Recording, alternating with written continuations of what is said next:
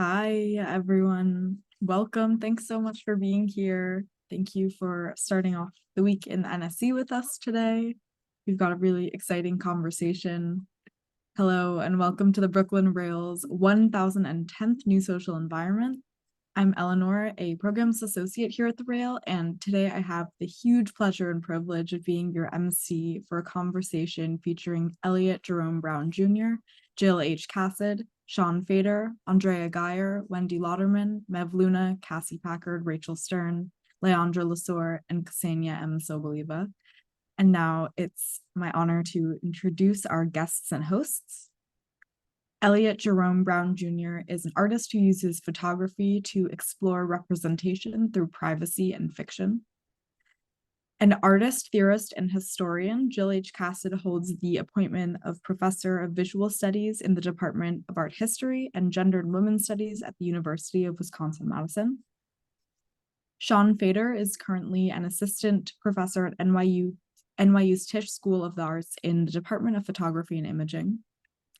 Andrea Geyer is a multidisciplinary artist engaging queer methodologies in unsensing the construction and politics of time.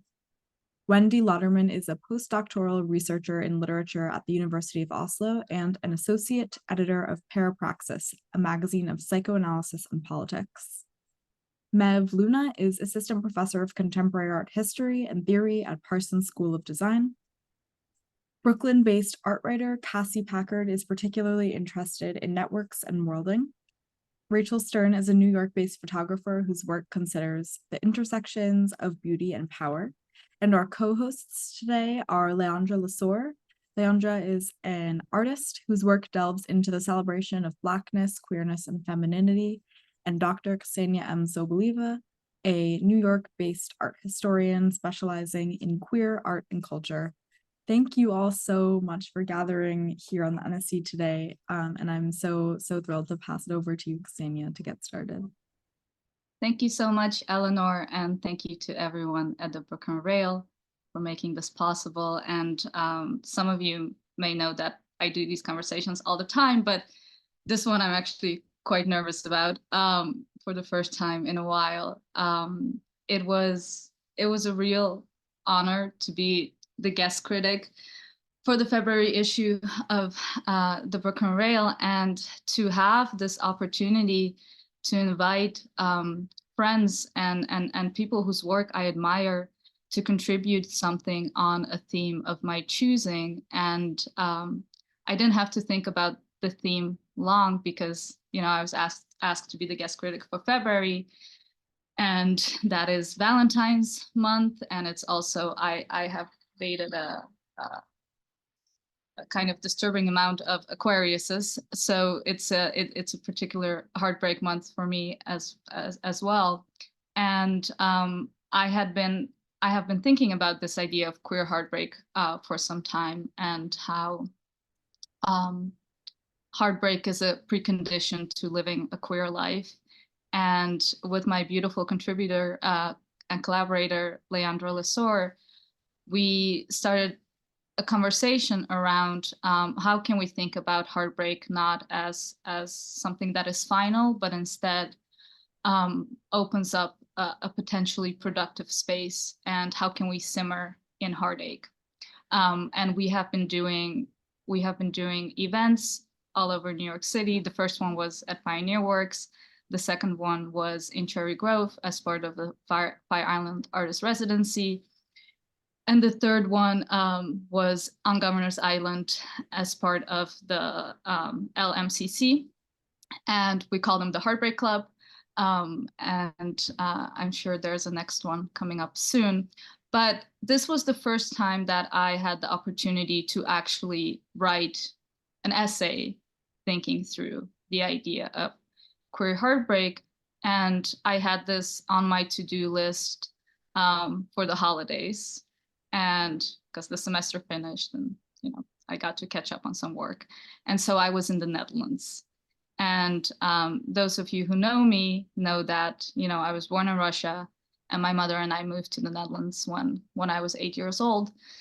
And then I came to New York for grad school 10 years ago. And so here I am in this very gray and windy and rainy, and really quite depressing place where the sky feels really low and suffocating. And the Netherlands for me was, I'm very grateful to my mother for getting me out of Russia, but the Netherlands was a place where I was confronted with the heartbreak of my childhood, and while also witnessing my mother's heartbreak at the same time. And it was a place where I felt very othered, not only as a Russian immigrant, but also somebody who is Tatar. So when people would meet me and find out that I was from Russia, they had all these stereotypes and assumptions around Russian identity, which didn't hold true for me because, I'm Tatar, so my family, for example, is Muslim. And so I just had this feeling that not only did I not belong in this new country, but also apparently the country that I came from, I didn't really fit in as well. And that experience of not fitting in is, of course, profoundly queer.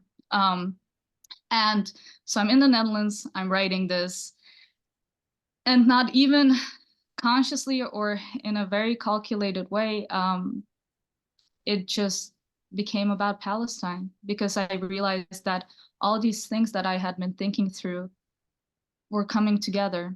And I was rereading Genet, and at the root of my love for Genet is also a very profound heartbreak.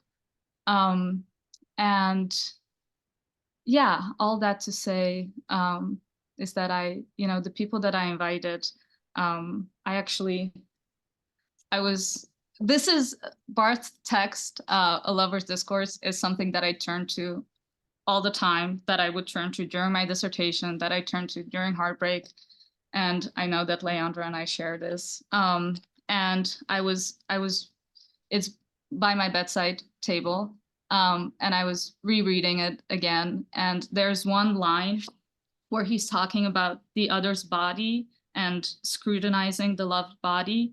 And at some point he writes, I'm searching the other's body as if I wanted to see what was inside it, and if the mechanical cause of my desire were in the adverse body. And then between brackets, he says, I am like those children who take a clock apart in order to find out what time it is.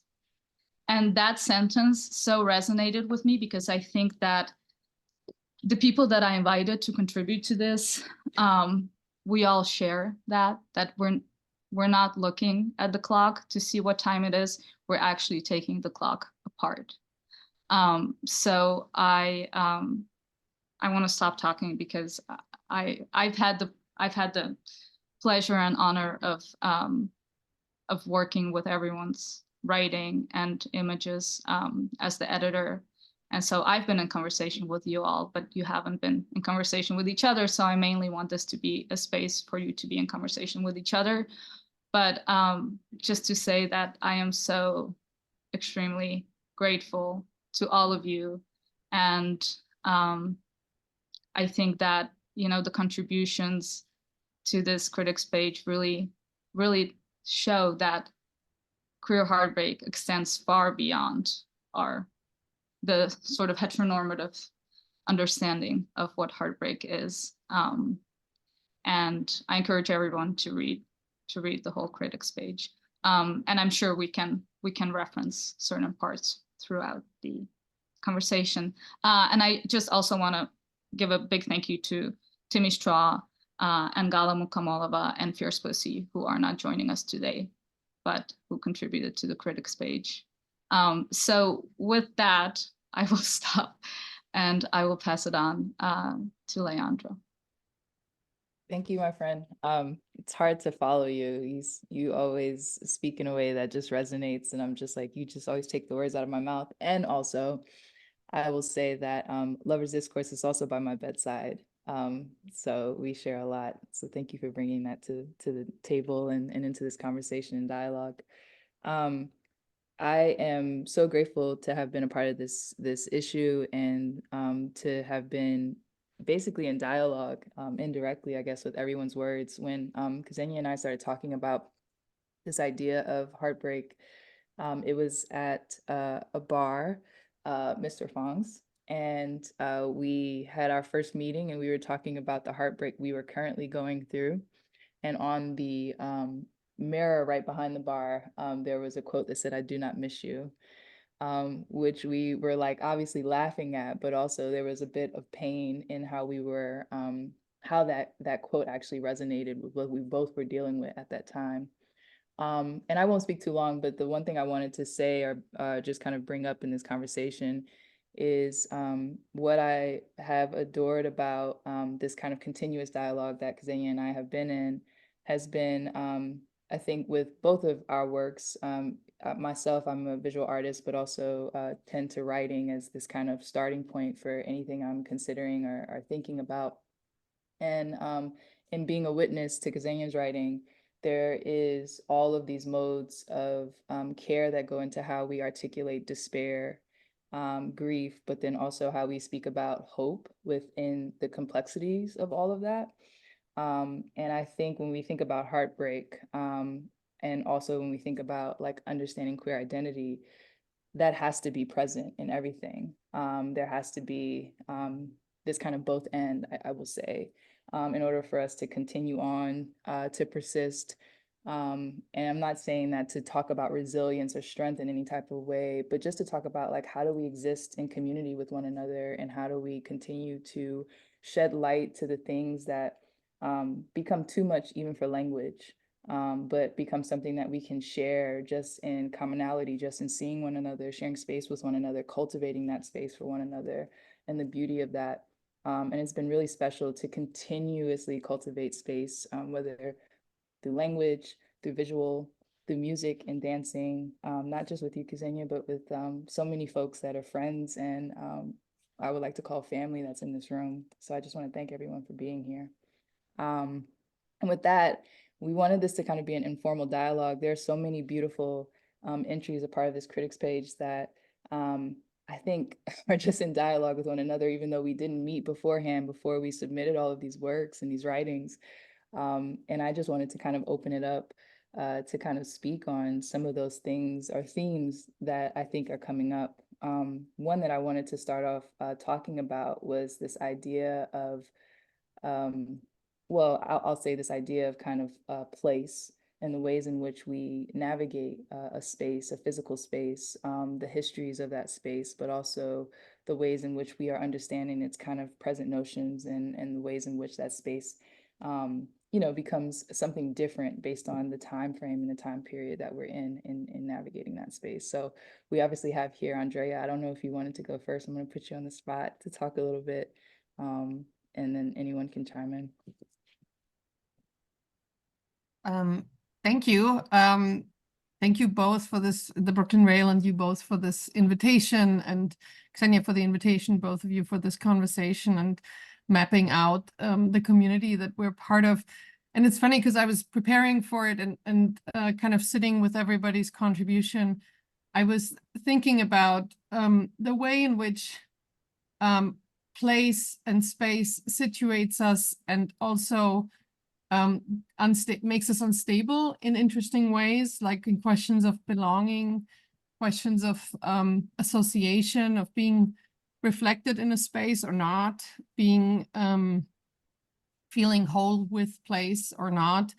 And it's this holding of these two things of coherency and incoherency, of kind of being grounded and stumbling, is something that drew me to the place that I've been working with for the recent years, which is the forest of my childhood. It's all I've been spending a lot of time there as working on another aspect of my practice, which looks at these histories that nobody wants to remember. I'm German, so there's a lot of history that people struggle with memory. And now, I mean, I'm not even going to dive into the kind of complexity of this very moment of where memory culture gets troubled in a really interesting way.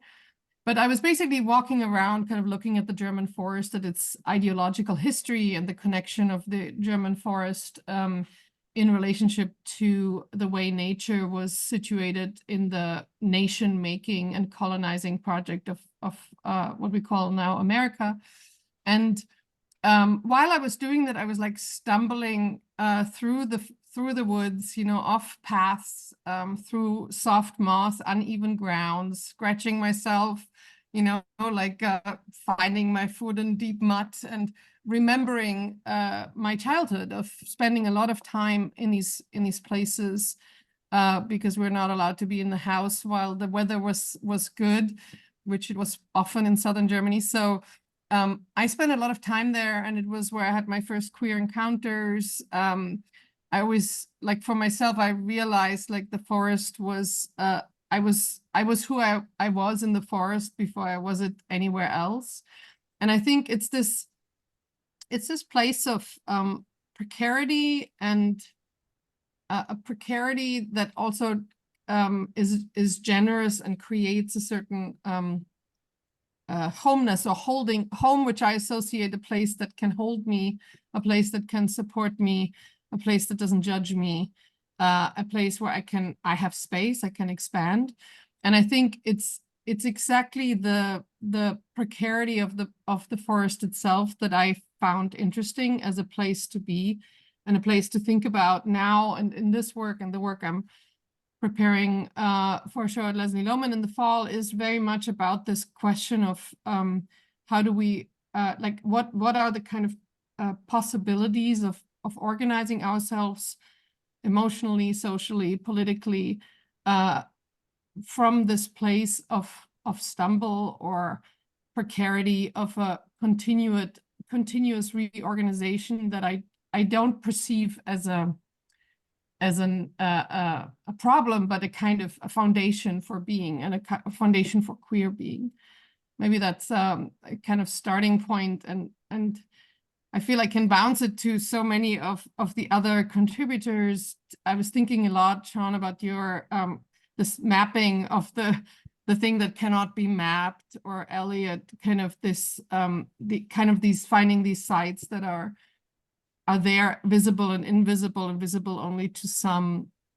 And so I think it's beautiful, or Jill's work very much, you know, like this kind of creating a strong position to be within that comes from precarity. It's a kind of double-sided or more than multi-sided kind of way of starting or finding oneself in place. So I'm kind of throwing it to anybody who wants to kind of pick it up from there. Sean, do you want to go next? Yeah, I was going to say, Andrea, when I was looking at your work in particular, I was thinking a lot about both of our relationships to the sort of like unseen histories of spaces, right? And knowing that work before this was a nice moment where I saw both of, I saw the overlap. It actually hadn't sort of occurred to me that in some ways we're working in the same way. So, you know, for everyone out there, this piece is called Insufficient Memory. So I was looking at 1999 and 2000 and the history of visibility, particularly in queer spaces. And this was a really interesting moment for me because on January 20th or January 19th of 1999, in response to Matthew Shepard's murder, Bill Clinton, in his State of the Union address, asks Congress to upgrade the National Hate Crimes Bill to include LGBT people. And for 99 and 2000, Congress debates this for the first time. During that period of time, it also happened to exactly coincide with the release of the very first commercially successful digital camera, the Sony Digital Mavica. And so I was thinking about queer visibility in digital spaces, and also came across a spreadsheet of murdered queer people, and looked at it thinking, I was 20 and 21 at that time, that for sure I would recognize names in the 1999 and 2000 period, and looked at it and didn't see anyone's name I'd ever heard of. And thought, well, maybe I just need to jog my memory. I'll look up these stories, and realize that very few of them sort of were there was any documentation in digital spaces, both on the internet and then digging through, research. I was at Tulane at the time, and now I'm at NYU, using all of our library resources to dig through archives that we had access to, which is, most digital archives were ones that, research libraries would hold. So then I spent 18 months working with all our librarians across multiple universities across the country to try to dig up as much information as I possibly could about queer people that were murdered in 1999 and 2000. And to organize my thoughts, I put them on a map. And then I looked at the map and thought to myself, well, I have to go to all these locations.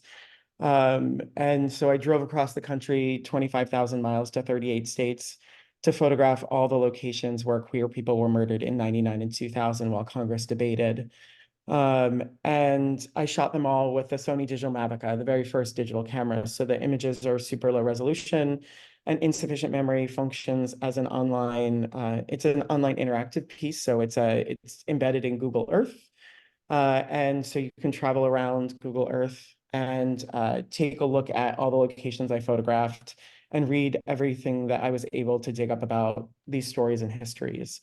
And as Ksenia and I have spoken about the process, I cried every day for 2 years making this work, and particularly arriving at locations that felt, as Andrea is talking about, like these spaces where it's like they're so marked for you, but they're sort of unseen for others, right? So they were marked as like deadly sites of violence for me.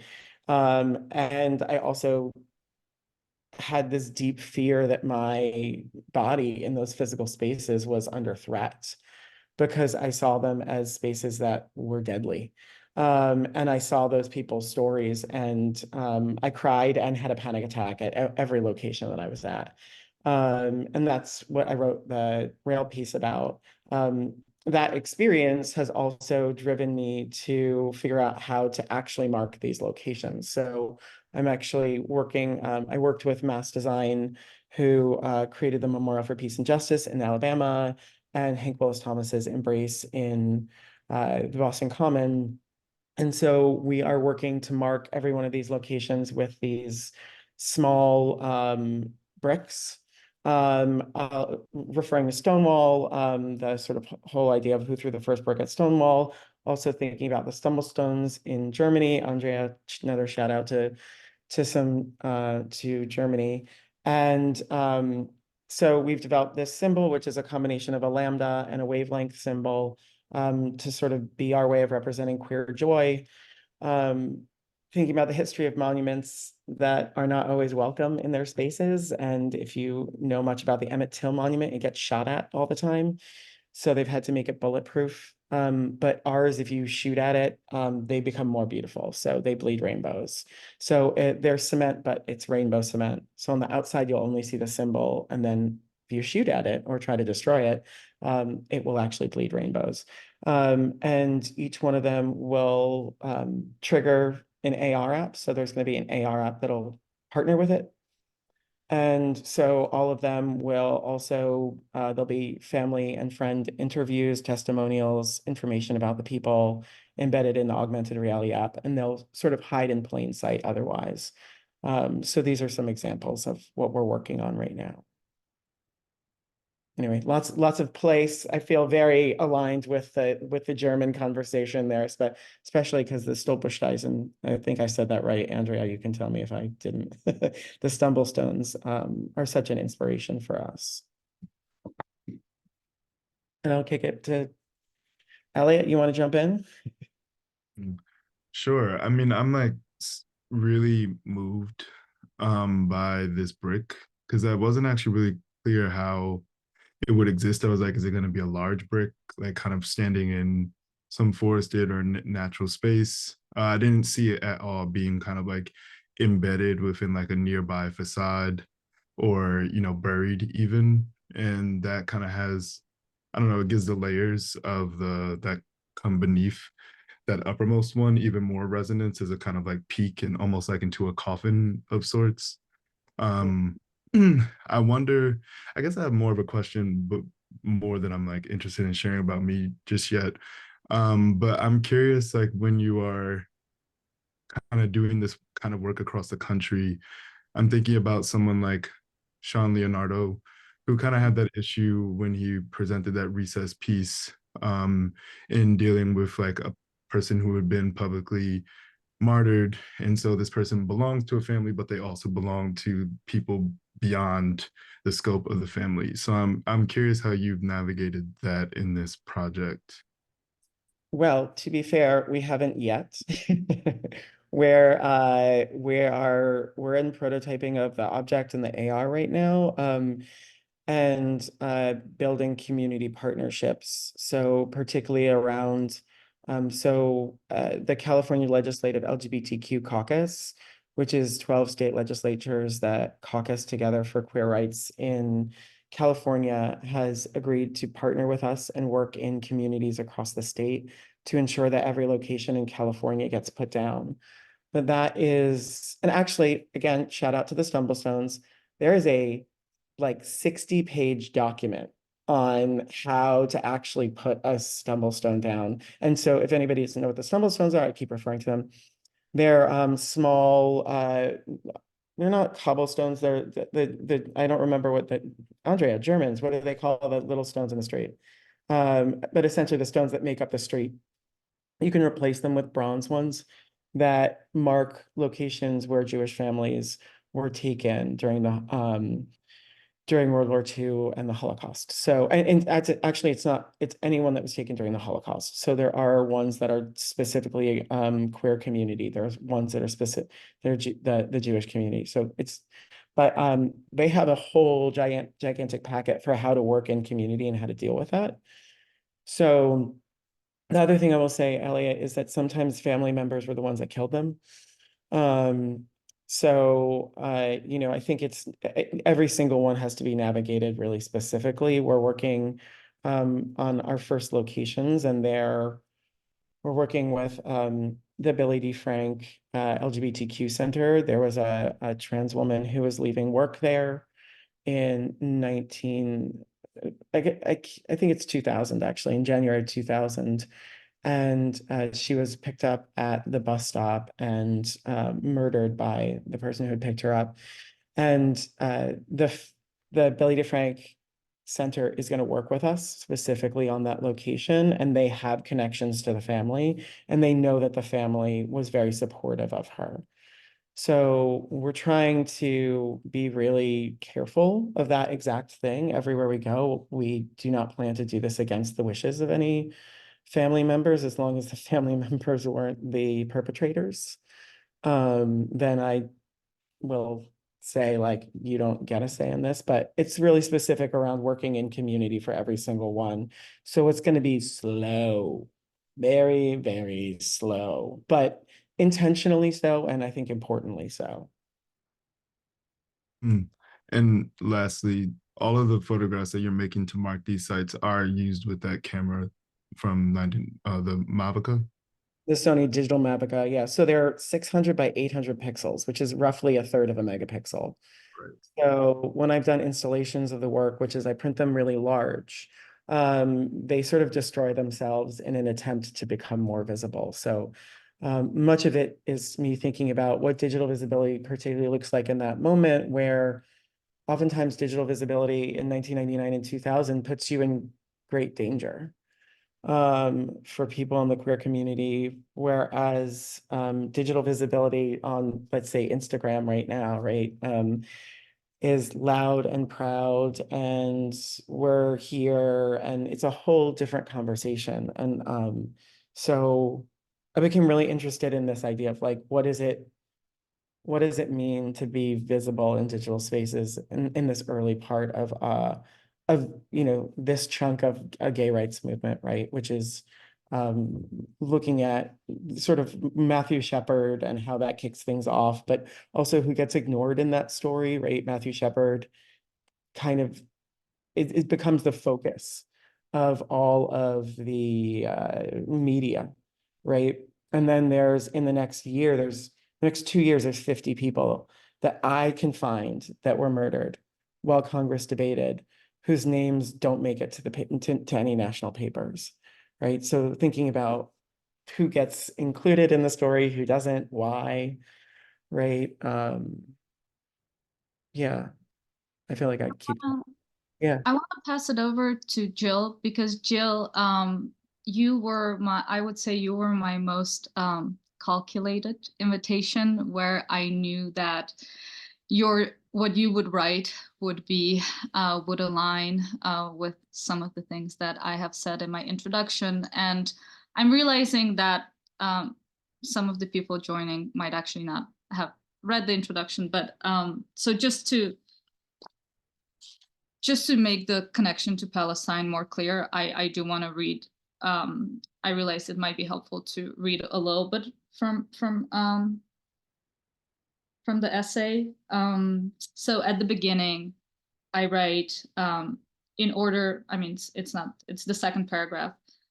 In order to navigate the world around us and envision an alternative in which people coexist, not despite, but because of their differences, we queers have to constantly identify the power structures that suppress us.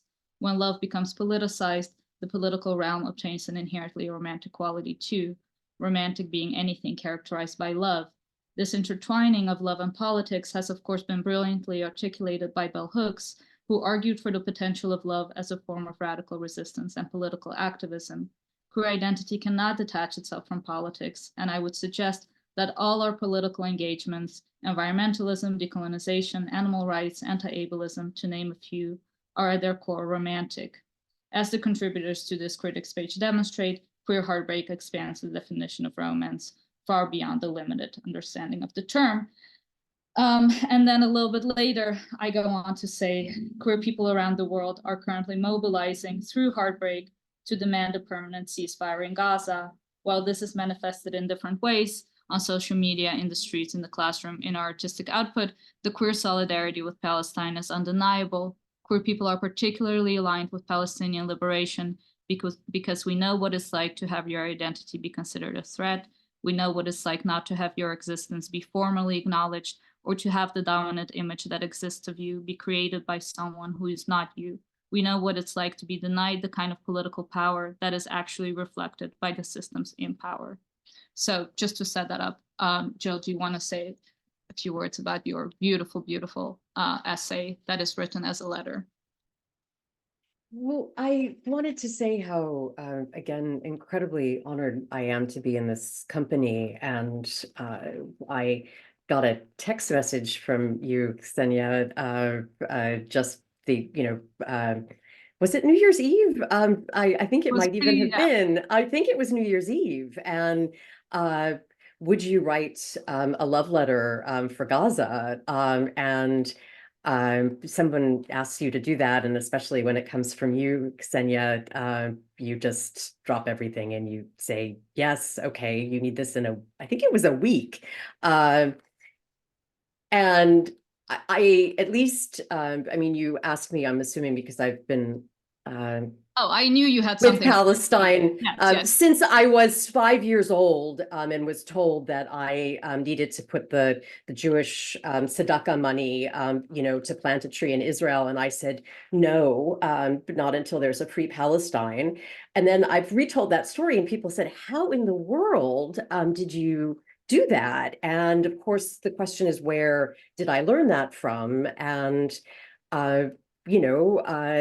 as much as any queer, not properly gendered kid who grew up in Dallas, Texas, Sean, how did any of us get out alive? I don't know. But I think part of it was my weird elders. And so, who were complicated in all kinds of gender nonconforming, intellectually nonconforming, but also politically nonconforming ways. And I have been working most of my career, yes, in words, but also in photographs and film. So it was interesting how, in response to your invitation, I didn't think I could include an image. And what I included instead in this form of a letter to my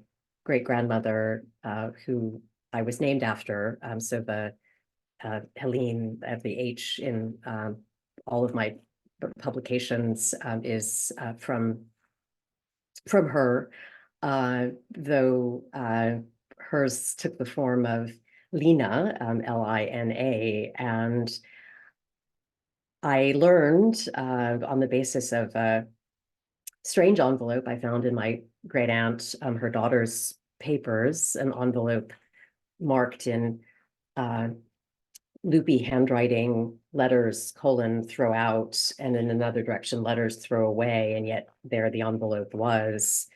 And I wouldn't dare open it for a long time, and finally did, and found these scraps of failed correspondence trying to save her. And at the bottom of it were 2 maps, and I followed the trail, and finally from the German government that was forced after World War II to create an international tracing service, received the transport, careful documentation that showed that she was on one of the first transports of Jews out of Germany to a camp on the border between France and Spain, worse. And I went there this summer with in another point of connection with so many of you. Brought a camera, but an old camera, in this case, a Polaroid SX70 from my childhood, and stood in the middle of one of the preserved camps in southern France, one of the largest, called 1,000. And I've never done this. It's not that I stumbled exactly, although I did find myself stumbling over the particular formulations of memory culture that refuse to recognize the Nakba, refuse to recognize genocide against Palestine. And I was standing in the middle of the courtyard, and I had framed a shot, and then I just felt like I had been pulled by the hair and just dropped, and boom, went the camera on the ground, and that was the end of the camera. And the photograph I didn't get somehow felt like the image and also the experience that I needed to think with. So there is really something about the stumble, which interestingly etymologically relates to stammer. And I think finding difficulty in just even finding the words, but also not being able to use the official words and stammering through those has been really important. I'm also reminded of these beautiful poems that Emily Dickinson did at the end of her life on envelopes. And one of them, very, very short, is, includes the line, "What a hazard a letter is." And we've seen in this moment how the open letter that people thought was just performative activism has all of a sudden, lost people jobs. David Velasco, I mean, many of us signed that letter right at the beginning. And the letter for Art Forum, that the open letter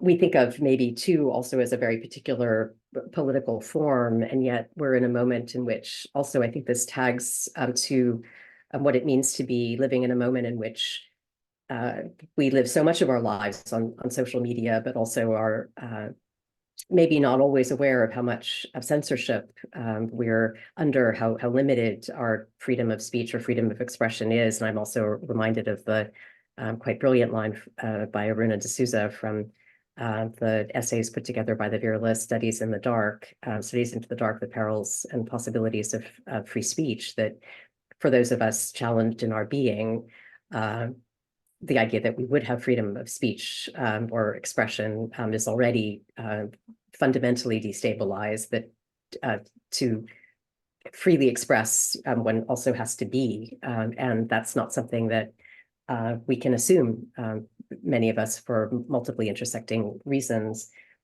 So I could keep going, but the form of the letter was feeling especially important in this moment, but also the question of how to break the bonds that block us, the ones that we're assumed to have on the basis of notions of doctrinal kin, and what it means to make disallowed alliances, but also I've been working a lot, and these are stills from a film in which one of the fundamental positions to assume is this position of a kind of mad melancholy that pathologized other side of mourning, that refuses to move on, refuses to let go. And that feels like a really strong thread across these projects too.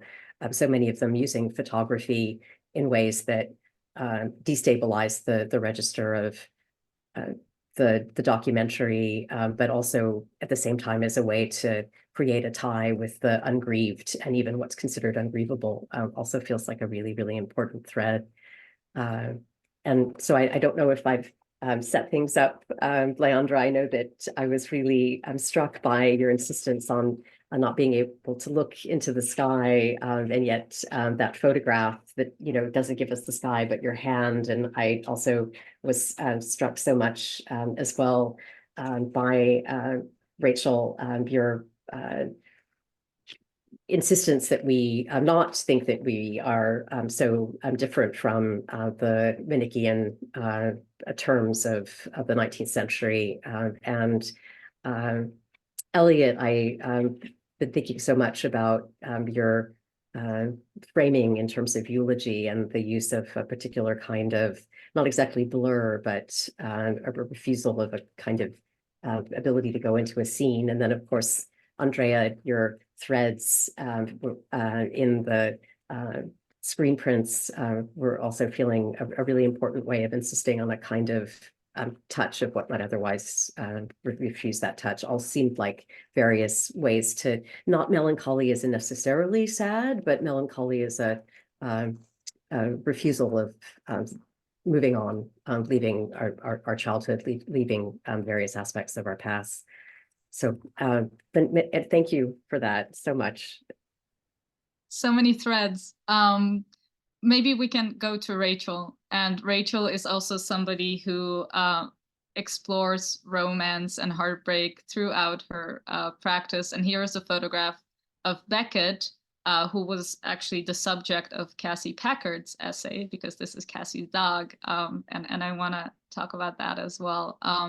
But you know, Rachel to this issue contributed black and white work, which I think people are less familiar with your black and white work, Rach. So in a way, this was almost like a coming out as well. Do you want to say a few words? Yeah, you know, as I've just been hearing, it's actually something I woke up thinking about with this self-immolation that we're all grappling with this morning that happened in DC. And I've just been thinking about like wanting, which is something that in this context, the context of my work is romantic. But in the context of this conversation, I've just been thinking about sort of like the dual powers of wanting as an inherent failure. You can't want something into happening.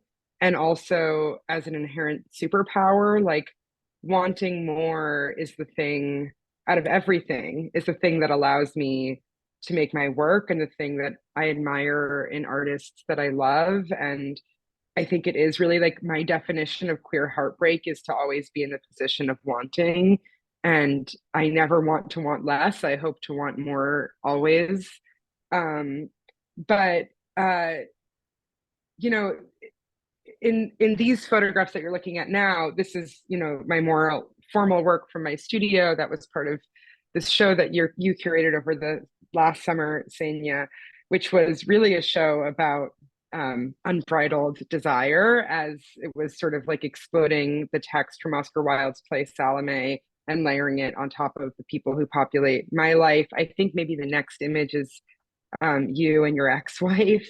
Yeah, and so who's maybe here, no, probably Jesse's at work, but yeah, she's at work. Always with us. But you know, like I was really trying to think about like how do we get the things that we want. And in Salome in particular, there's sort of this idea that she's willing to destroy the thing she wants in order to get it. And that's something that I am very attracted to. Like I feel very willing to burn everything down if it means I'm going to get what I want. And actually that turn of phrase feels uncomfortable considering where I started. which is with this person on fire yesterday.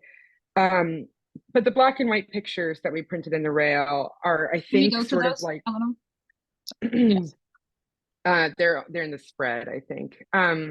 But for me, that's sort of like the more like, while I was making this very robust, complicated body of work, I wasn't able to put everything I wanted into the one project, and there sort of had to be this auxiliary project to supplement the other thing that I was doing, and also to sort of attempt to tackle the parts of the book that I couldn't quite figure out, or the play rather, that I couldn't quite figure out how to put into the photographs I was making for our show.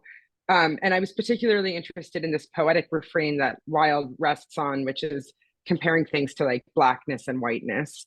And I think he's thinking about this classical sense of good and evil, but also in his moment, we can't separate that from the race-based ideas attached to it, especially because he's so focused on the whiteness of Salome's skin as this object of desire. And I wasn't really sure how to put that in my pictures, because my pictures were all of my people, and none of my people should bear that weight. So I made these black and white photographs kind of out in the world, and they're literally black and white. So there's kind of like a heavy-handed poetic, but also I was thinking about sort of these pits and peaks, and like the different ways in which we can think of opposition and desire and harm and pleasure and all of those things kind of colliding. So these are the pictures before you. I don't know. I think that's sort of where I'll leave it without talking for an hour. But you know, I think Elliott, you're, and I've said this to you many times, I think you're sort of like the master of the frame. I don't think anybody puts a picture together the way that you put a picture together. And these pictures, yeah, let's see them in color, because it really, you know, like I really think of Elliott's work as like, you know, no one uses the edge of a frame like Elliott. I really think of these pictures as like forcing us to look at everything. You're not allowed, if you miss something, you're missing a lot. Like every inch of the pictures has been paid attention to. And my color photographs in my studio are like that, but the black and white pictures are kind of the opposite. They're very much like, here's a thing, here's a thing. And I think, Jill, you were talking about documentary modes, and they are like very much in a documentary mode. Like they're just pointing the camera at stuff. So maybe this is my like segue. I'd love to hear more from you, Elliott, about this project, which is so beautiful, but also I was interested, I'm such a photographer, so please excuse this, but I was interested in your bio that you're an artist who uses photography. I think of you as a photographer, which is the highest compliment I could give a human. So I'm curious, so like why photographs are the best way to describe this, because I think you do it masterfully. Thank you. Great question. Though I feel like that just might be a holdover from like a kind of past bio, and how I was speaking about myself, where it was just like, well, actually, I'll say maybe it was a way for me to delineate the fact that I have a very active freelance career in which I'm commissioned often. So photography is explicitly the thing that I'm freelancing for. Whereas an artist, I am a photographer still, but I'm using it to different means or through different means into much different ends.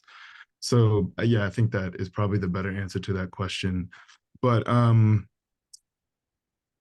yeah, kind of maybe where I can start about this body of work is that for about a year or two, I found myself like really wanting to photograph subjects. So Rachel, when you are mentioning that these black and white photographs that you've made like really delineate a thing, like this is a thing that you are meant to be looking at, I found myself after maybe like 6 or so years of making photographs of non-things and kind of like redirecting people's gaze and interest throughout the entirety of the frame, but to no sense of comprehension or conclusion, I found myself really desiring like what can benefit from this kind of amorphous way of moving in and out of representation, but where you still kind of need to understand what's at stake and what's at the core of this.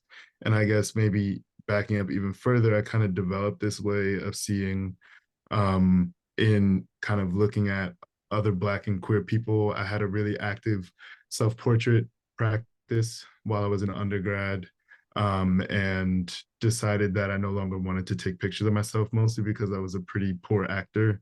And I thought that people were getting like distracted by facial expressions that I didn't intend. So I was like, I don't think I'm doing a good job in the photographs anymore. So I needed to leave myself alone. And in finding other people to make photographs of, I, just felt really caught in representing this person and holding this person's narrative, as photography is kind of so indebted to that practice. So I thought, after a while, that I would make things more ambiguous, and I would kind of invite people to play characters in the photographs as opposed to themselves, and just push representation in other ways. So anyways, fast forward to now, I had come across this archive of work by a man named Alan Bell, who started a publishing company called BOK. And, there are kind of many different origin stories to BOK. One of them could be that in 1977, he started Gays Week in New York, and that lasted for about 3 years. Another origin story could be this newsletter that he produced called the Blackjack Newsletter, which advertised a monthly sex club in the late 80s for Black gay men in Los Angeles. And, at the kind of height of the AIDS pandemic, where he was working with the Minority AIDS Project, and they're invested in getting people to practice safe sex or to find joy in sex. And yet, as a nonprofit, they themselves cannot host a sex party, and kind of like put some of these ideas into practice. So his idea was that he would do that. This would be his contribution to these kind of educational efforts, this monthly sex club.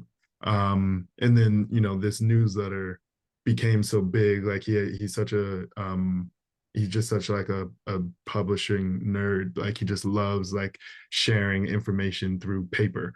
And so he just kept packing that thing with like more and more and more information, things that had nothing to do with sex. I learned about this really wonderful man named Gary. I'm forgetting I think his name is Gary Jones, who like started like the Black Yuppets, and it just happened to be like an editorial about this man in those pages. And so I really enjoyed that, sex was the impetus for and really joy, and rediscovering joy in sex again amid so much death was really the impetus for him starting the newsletter, but that he was still invested in other means of communion. So throughout the newsletter, there were advertisements for, I have tickets to a Luther Vandross concert. Is anyone interested in that? Like, there were other opportunities to connect with each other. And so as the newsletter kind of got bigger and bigger and bigger, it led to the actual news journal called BOK, which was still servicing Black, gay, and lesbian people, within the United States, but as well how people were being affected within the diaspora. There was a lot of African continental focus throughout the paper as well. But yeah, I've a lot of my interest in his archive and his effort has been on the newsletter for the reasons that I've already named. So I went and decided that I would photograph what a night would have looked like as advertised by the newsletter. And one of the mainstays in these evenings were these fast food restaurants that people would meet at in order to get the address for where the meetup would happen. So he would advertise, or rather the team would advertise a meeting, and maybe we can go to the PDF because these pictures are part of the same project, but they also are like precursors to this other thing. And maybe start with like the third page. Yeah, right there. So he would advertise that you were in the right place with a literal blackjack on the side of a table at some public food restaurant. And there you would kind of like exchange information. You would meet them, they would meet you. And which is like, fascinating to me as someone who's born in 1993, is coming of sexual age in like a Grindr era, where like I do remember being afraid. Like I was afraid actually when Uber came around. I was like, we just gotta get in people's cars. Like that's kind of freaky.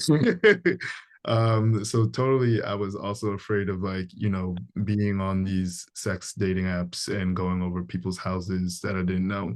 But even more so in 1987, where, you know, there's an incredible police presence in Los Angeles. So there's the threat that a bunch of new black gay men in a motel space, they could be, you know, something really violent could happen to them. So these were their ways of kind of ensuring, or rather trying to practice a kind of safety for for the participants here. So yeah, I focused a lot on, or rather the story begins with these restaurants, and this story was also kind of published in a magazine called Just Smile. Not kind of, it was published in a magazine called Just Smile. And so there's a kind of chronology to each of the pages. I skipped around throughout this presentation. This is abridged. But yeah, it is just trying to describe what the night would have looked like. And then the quotes underneath each of them, the quotes underneath each of the photographs are direct from Alan, either through any means of conversation. So this one I can't really read very well because of how far away it is, but I believe it says, on any given night, at the top, on any given night, there'd be at least 3 people helping, one at the fast food spot, one at the door of the party, and then somebody else keeping track of the bags and checking people in. And so this kind of like refers to sex party practice, where you come, you derobe, you put your shit into the bag, and you take a number and mind your business. But I guess maybe to like pause here and kind of describing how the project came together, I think I will maybe emphasize some of the consequence of the project, which was, you know, I'm in working with Alan to make these photographs and working with his own memory of a thing that had no photographs of it, and then showing these back to him. One of the things that he shared back to me was that it really felt as though I was there in the space of all of this happening. And so I became really like, I don't know, there have been like a couple of comments throughout my practice where I don't know, this like kind of amorphous leaning that I have in making photographs like seems to call to like the residue that exists in people's memory around a particular experience. And I feel really called by that gesture to kind of work with space, not with individuals. Like the majority of this story is non-figurative, but to work with space as a means of like re-inhabiting someone else's memory, or inviting them to kind of like exist back in that memory, which I don't know, at first I thought that was kind of unique, but then I was like, I guess movies kind of do that all the time. And so you know, great, you know, it's nice to be a part of a little cinematic gesture. But yeah, I find myself like revisiting like cruising spaces. If we maybe go back to the first 2 images, and then I'll kind of like, I think I want to pass it to Cassie from here, because I really have been thinking about that essay that you wrote a lot. I loved, like, I forget her name, but the person who wrote the essay about folks' relationship to species, other species. There's something that she says there about us like educating each other through languages that we don't even understand. And I think so much of my investment in space is that, like, why I'm like interested in this like amorphous, like, let's take you over here in order to focus on the thing right here, is because there seems to be something more honest and more like animated and buoyant in that description of space, as opposed to this kind of direct quality. So, you know, I'll maybe start to end here, but these 2 photographs that just passed are work from this adult theater that I've been working out of in New York. One of the few adult theaters that is that last into the contemporary moment. Where, yeah, these are continue to be images that are not of individuals in the act, even though there's a ton of that happening around around these spaces. But I find myself wanting to be in communion with the material that supports that, because so many things happen here And I'm not as inclined to define how those things happen. So like, you know, Samuel Delaney did a fantastic job kind of letting folks know like what is happening in these spaces, and that maintains. And then I think, you know, well, whatever. But yeah, you know, people are sleeping, people are eating, people are going there to pass the time. And what I find so special about this place is that it is kind of a space of abandon to some extent. It doesn't necessarily get repaired, or it doesn't seem that it does. It smells incredibly bad in there. But it is still a place that people seek out, and that there is some kind of, I don't know if liberatory is the right word, but there is a kind of pleasure that can be found there in addition to sex. And so there's something about these like derelict spaces that kind of call to people the ability to do what they need, or make use of the space in what they how they see fit. And it also is one of the few places in which I kind of see like queer and trans, I'll say queer and trans intimacy play out, because I'm not really sure that trans desire is playing out, as most of the trans people there seem to be working, as opposed to actually engaging in intimacy that feels fulfilling temporarily or otherwise. Whereas there are not like a lot of gay sex workers in this space, it doesn't seem. So yeah, a lot of curiosities, a lot of things. I will quiet down now. Thank you so much, Elliott. I want to go to Cassie and hear a little bit about that connection, because I love that you brought that up. But before you even said that, I was considering just thinking about like your work, this kind of process, because you even talk about like what you submitted was this kind of fragmented, I guess, depiction of how you were processing this project. I think I'm definitely paraphrasing, I apologize, but also considering like this way that you become a vessel in telling this story, as you were just mentioning. And as you were saying that, and you also brought up the word abandon, I was thinking about Mev's work, and considering the slow abandon, this process, and the way that I think like with what you were talking about, Elliott, you were, even when you were describing like how people knew they were in the right place, there was an actual like Jack added to the table, and that's how they knew, and that's how they can kind of like come into being like, oh, this is my space, this is where I'm supposed to be. And then I was thinking about Mev's work, and there was like this removal of an object, this removal of material, and that becoming also a process of like experiencing this kind of navigation of like place or displacement, etc. So I wanted to kind of bring that into the room or into the dialogue. And Mev, I was wondering if you could maybe talk a little bit about that. And then Cassie, if it's okay, we can come back to you, because I want to hear all of these thread lines, which I think are so beautiful. Yeah, thank you so much. And thank you, Elliott, too. I was really thinking so much about your work, and also abandon and these like kind of analog vetting sites, which I feel like is so important. Also, as we're talking about this broader framework in terms of global mobilization, just like affinity building in these kind of analog ways is being so crucial. So I'm really happy to be here with you all.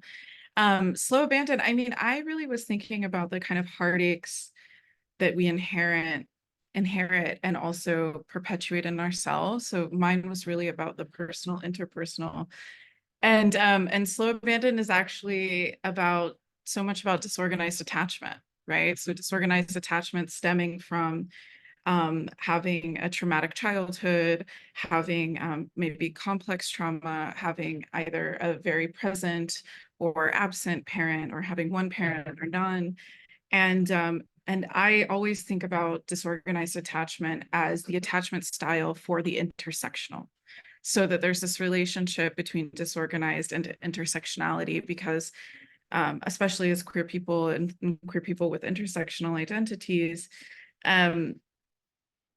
there is a lack of parenting that happens as a child on many different ways, right? So even if you have very present parents, we can think about the ways in which society fails us in being raised or taken care of, the ways in which maybe there's aspects of the selves that aren't parented directly. So I was really thinking about disorganized attachment and its relationship to intersectional identity. And of course, it happens through this extended metaphor of the room.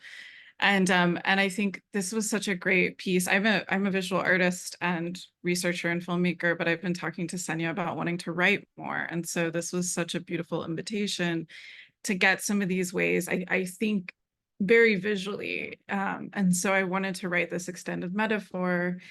And in it, you can see that I was also, it's really about like who is actually abandoning whom, right? Like that's kind of the question that the piece asks is, I think the onus sounds as if it's on the partner who's moving these objects.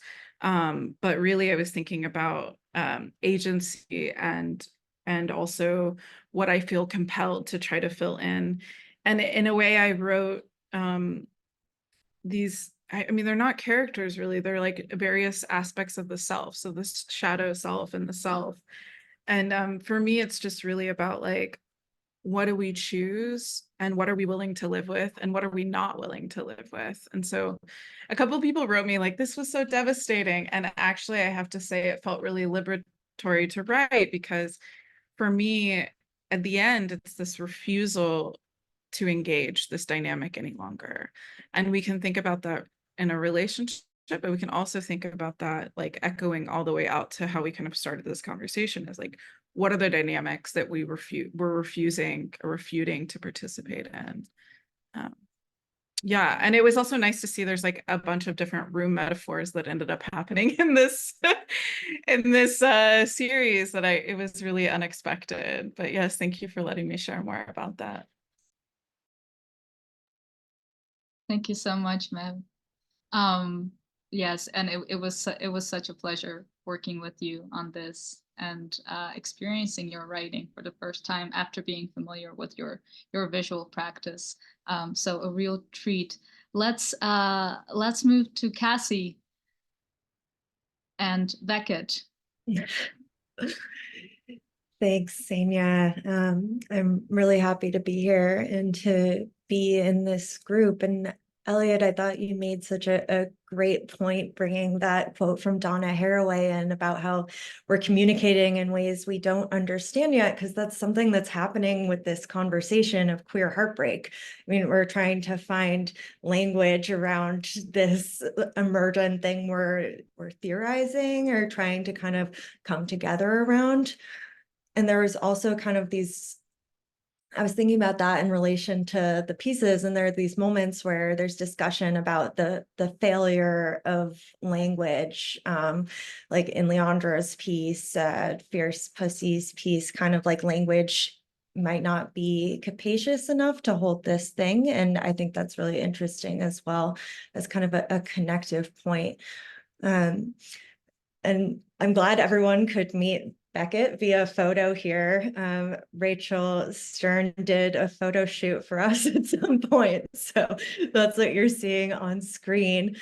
When Ksenia first brought up the queer heartbreak topic to me, we did chat a little bit about this idea in the introduction, Ksenia's introduction, about how the romantic is political and the political is in turn romantic. And then I think, Ksenia, you do such a beautiful job sort of setting the scene for this collective exercise when you map that onto all these different kinds of heartbreak.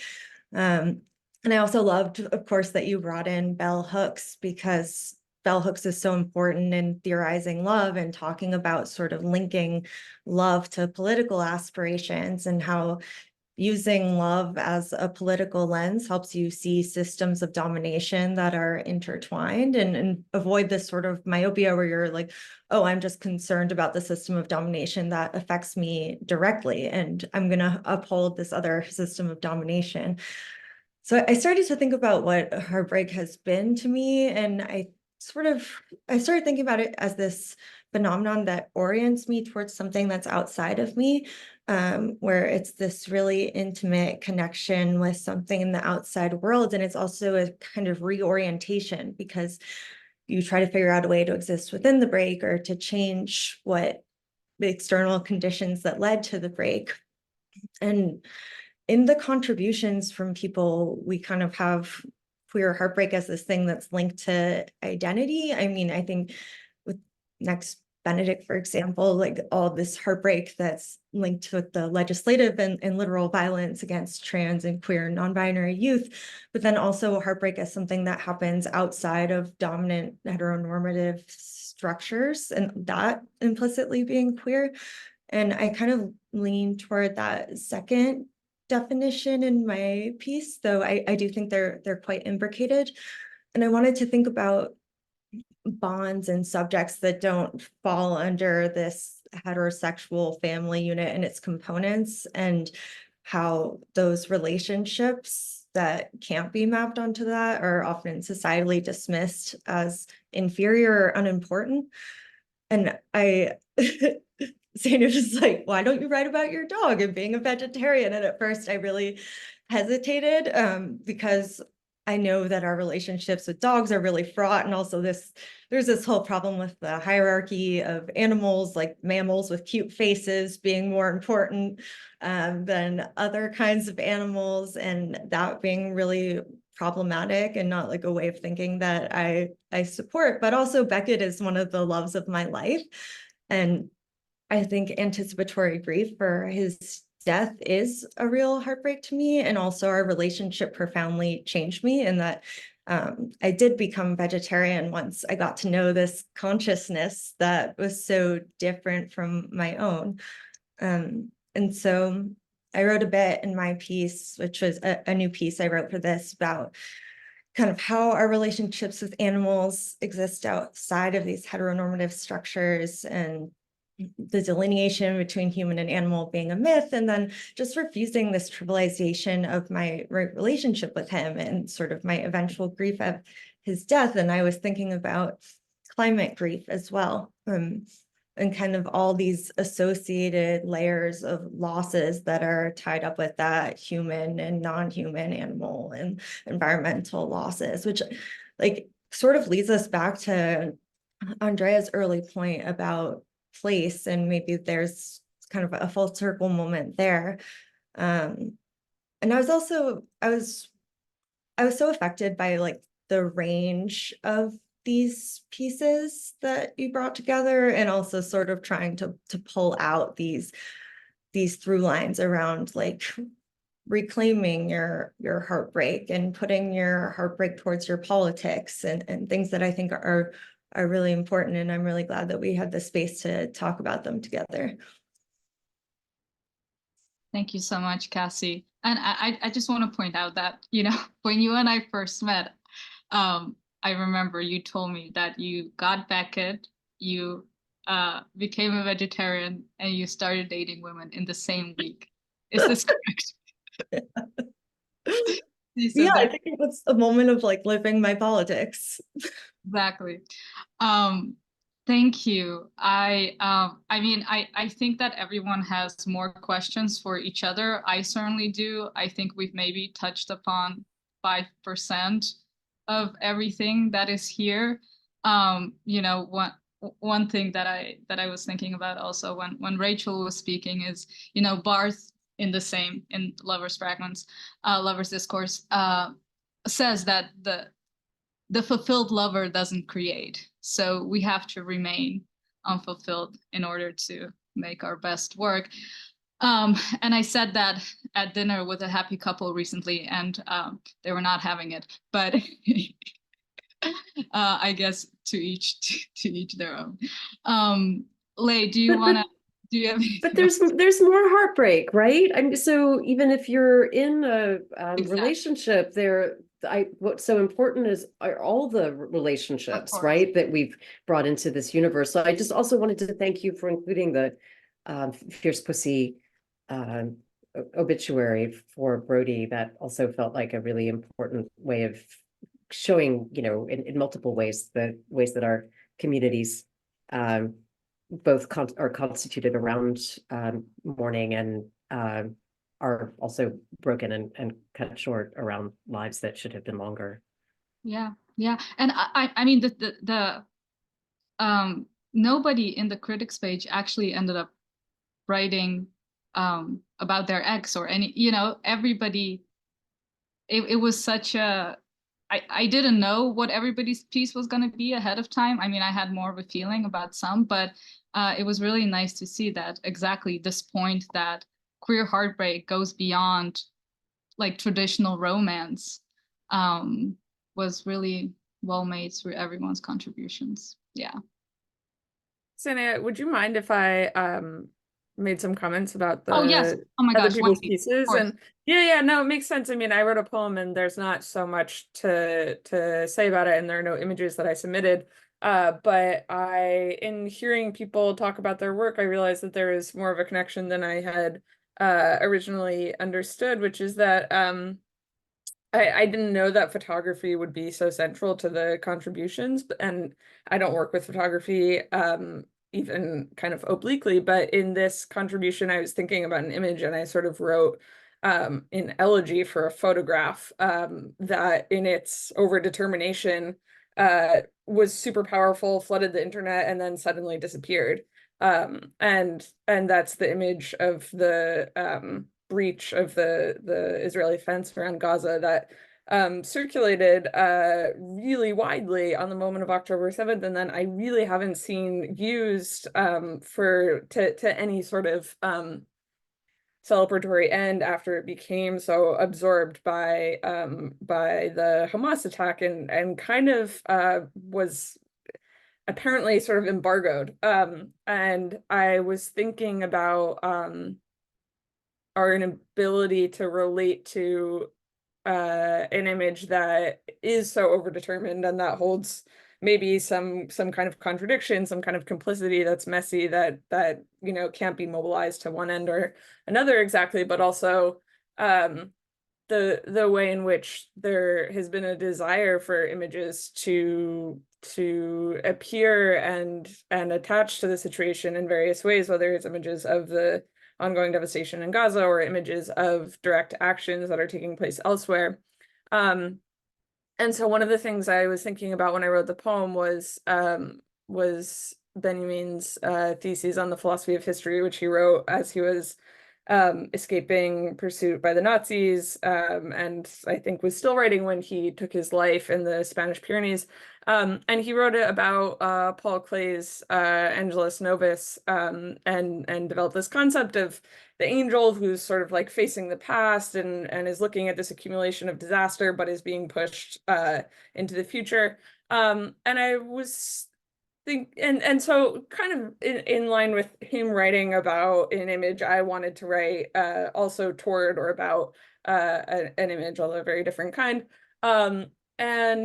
But I was thinking about yeah, just the inability to deal with overdetermination that also comes up in something like Vergangenheitsbewältigung, like this overcoming of the past, or this kind of culture of memory in Germany, and the fact that you know it's so hard, especially in discourse in contemporary Germany, to deal with multiple vectors of pain and history and violence at once.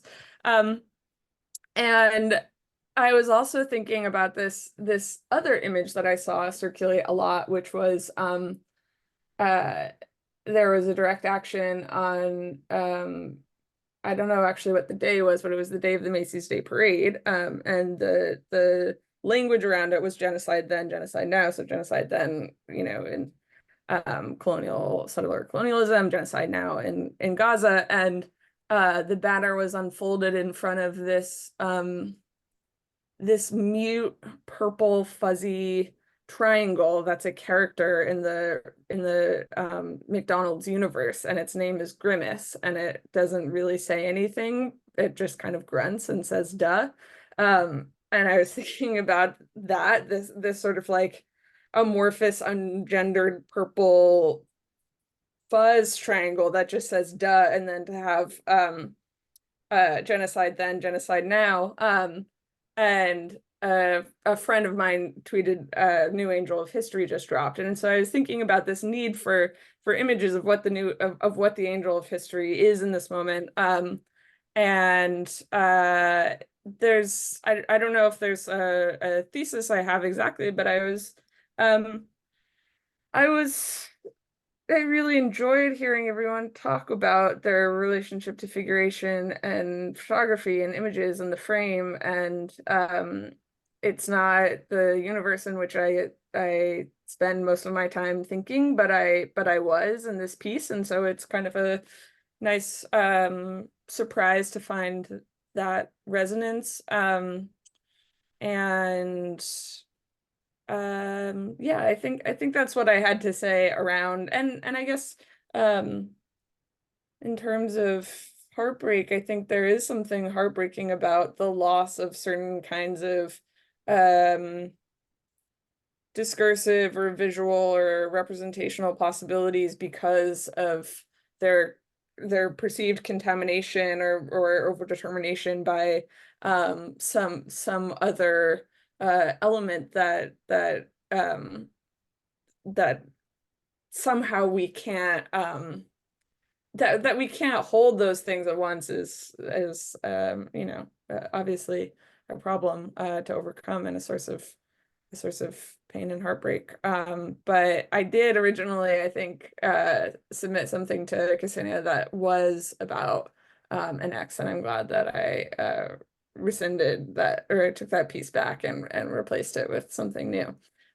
So yeah, but I really am happy to be in conversation with everyone, and so grateful for the invitation and for the opportunity to hear everyone talk about their pieces. So thank you so much. Thank you. I think we lost Ksenia.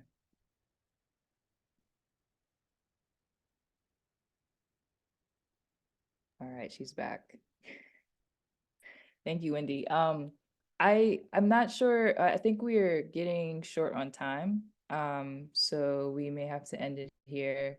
I think we did have time. Wendy, I don't know if you wanted to actually do the reading of the poem. It would be really beautiful if you have capacity and space for it.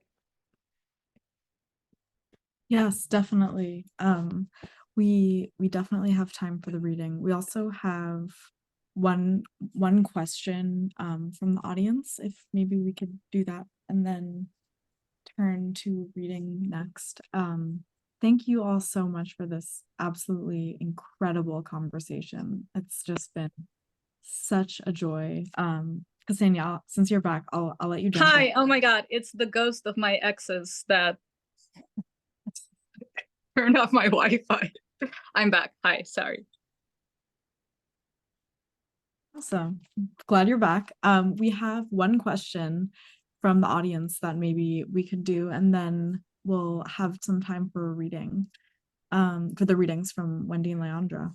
There is so much more to talk about. It's barely even covers it. I think Ksenia said 5%. Like, I don't even know if it's quite 5%.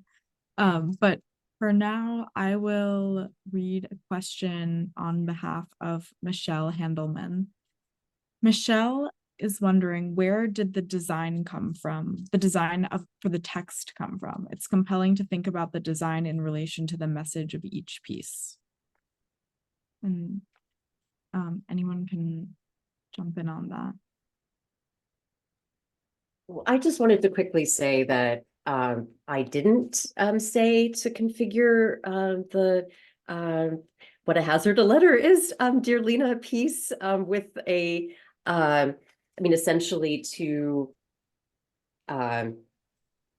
parentheses, embracing a hollow that can never be filled. And whoever did this, thank you. It was what I would most have wanted, and didn't even know that that was an option. And so, you know, absolutely gorgeous. But also, I mean, for me, the new angel of history, the Angelus Novus, would be thanks to the work of Lisa Saltzman and others on the fact that the theses were, we have them at all, the versions, because Benjamin wrote them on envelopes, not put the manuscript in envelopes, but wrote them on envelopes that he gave to Hannah Arendt. Hannah Arendt apparently had it while she was at Gorse, the same concentration camp that I'm talking about. And I feel like the envelope or the missive, the things that we exchange, but also thank you, the printed Brooklyn Rail is what we have now. It's between each other. Thanks, Jill. I will just on the design, I will say that it was a surprise to me when I saw the design. I'm used to, I don't think Brooklyn Rail has done designs that are quite so I don't know really the word, graphically experimental, I guess. And I will reveal actually that initially my essay was also, it was like a mirror thing. But I actually asked to reconfigure it into 2 columns because just as a writer, I felt like I didn't want there to be parts where there was only 1 or 2 words on 1 line. I thought that the process of reading, particularly given the content, would be better if it was just in a rigid column. Thank you. Thanks, Ksenia. Yeah, I wish we could talk for many more hours. There's so much here, and I'm so grateful for all of you who have contributed to this, to the section, to the critics page, and to conversation today. Now, in interest of time, I will turn it back over to Wendy for a reading, and then we'll have a reading from Leandra. Thank you all so much again. Okay, I'll just read this one piece that was in the rail. Complicity number 1.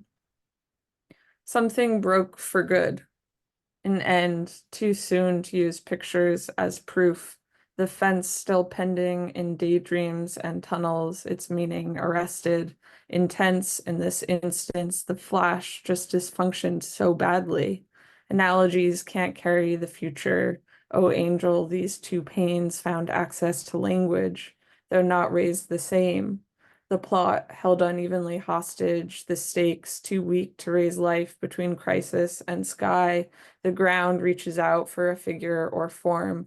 The fence, not yet ready for meaning, relented, and yet, competing, you send out a message. Disaster repeats at the touch of a button, and you pressed it inexorably again. Whether by will or design, the room got sick and fell dark. The wall caught your posture. The lights went out.